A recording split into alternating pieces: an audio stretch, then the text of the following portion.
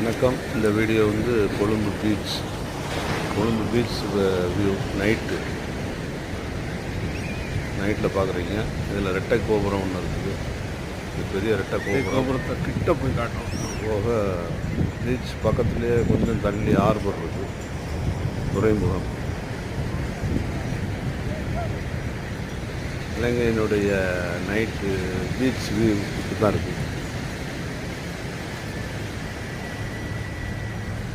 பாருங்கள். வீடியோ பிடிச்சிருந்ததுன்னா சப்ஸ்கிரைப் பண்ணுங்கள், லைக் பண்ணுங்கள், ஷேர் பண்ணுங்கள், கமெண்ட் பண்ணுங்கள். வணக்கம்.